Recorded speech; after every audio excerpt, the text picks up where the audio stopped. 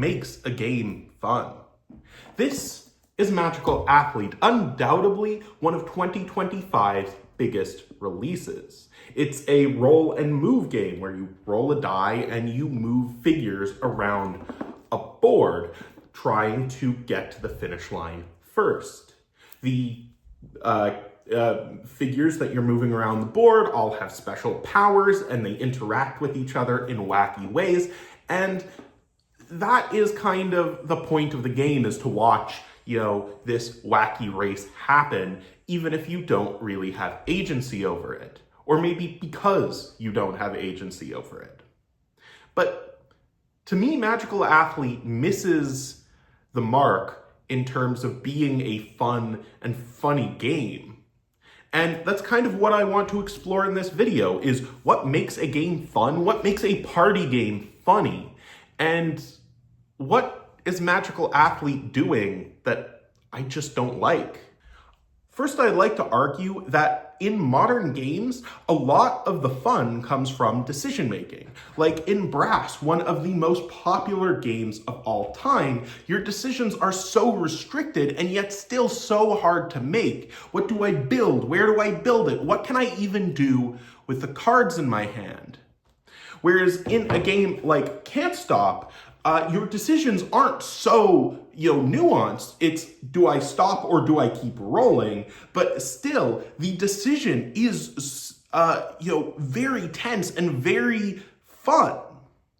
There is rolling in Can't Stop. Can't Stop is a dice game. All you do in this game is roll dice, but the decision of whether to stop or to keep going is the fun part of Can't Stop.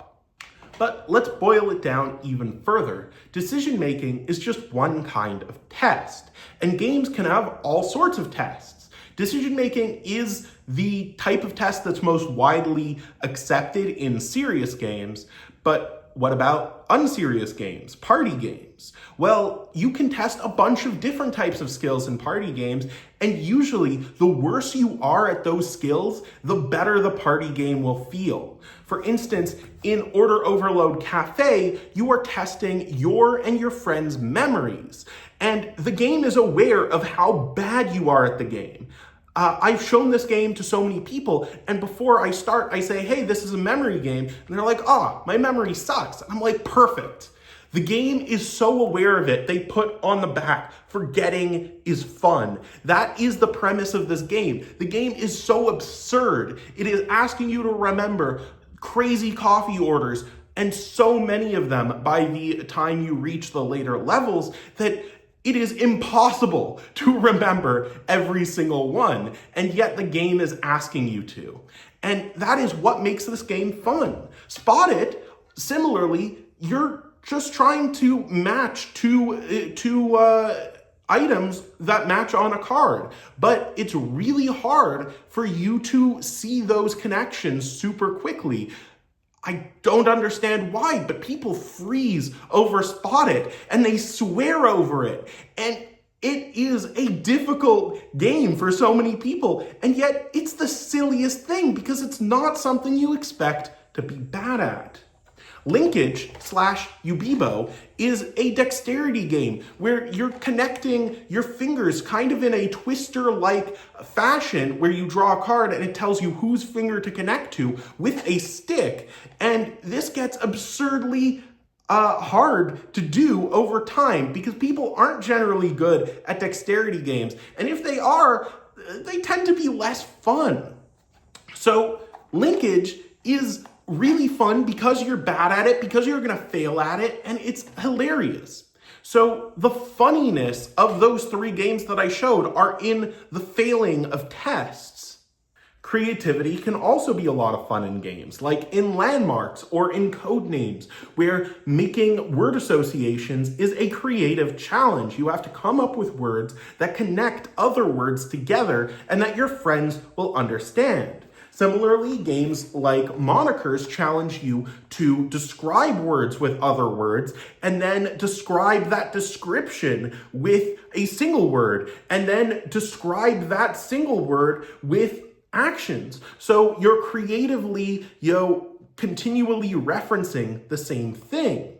These games are not just fun, they are funny because the things that you are made to do in the games are deprecating often. They're usually funny and silly, and also you came up with them yourself. You are the funny person in these games. And that brings me to possibly one of the most popular party games of all time, which I'm not too big a fan of, Cards Against Humanity. Cards Against Humanity also feels like a game that makes you the funny person. But in reality, you often are the one just playing the card that makes the game the funny person. The game came up with the joke, you just read it out loud. Now, maybe that's unfair to Cards Against Humanity. People really love that game, and it does create laughter. And if you're laughing, does it matter who or what you're laughing at? I would argue yes. I think that a game like Landmarks or Monikers will create a more genuine, joke, a more genuine laughter, and a more genuine connection between the players. They are funny games because you are getting closer to the people you are playing them with. And it's maybe an uncomfortable humor sometimes, but it's still one that you made yourself. There's also meta humor in games, which can be kind of fun. When I was playing Magic the Gathering, we had these joke sets. They were silver bordered cards that were not legal in any competitive format, but they were often references to other cards and other interactions in the game, and maybe other combos, and game design itself, players of the game, player behaviors. And the fun in these sets where you would play with them and they would create these absurd interactions that were very meta, very referential to other things, and the joke was funny if you understood it. If you were in the know, you got the joke, and you were laughing at how absurd it was. You were laughing at the game itself. I really did not enjoy playing with those sets because, it's kind of cheap humor. You're not laughing, you're not making interesting decisions, first of all. And second of all, you're not laughing at your fellow players. You're not laughing at how silly your friend is being, you're laughing at how silly the game is being.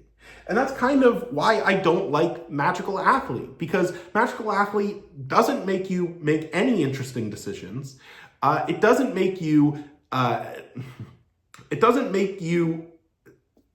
feel creative. It doesn't give you an interesting challenge that you're not used to.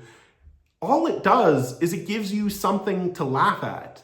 And that thing is quite meta. You're laughing at the fact that you're playing a roll-in move. You wouldn't play Snakes and Ladders. You wouldn't play Monopoly if you're a modern gamer. But you're playing a roll-in move, and that's kind of funny because it's so meta. And the interactions between the different figures is so absurd, that's funny too. This can't be balanced at all.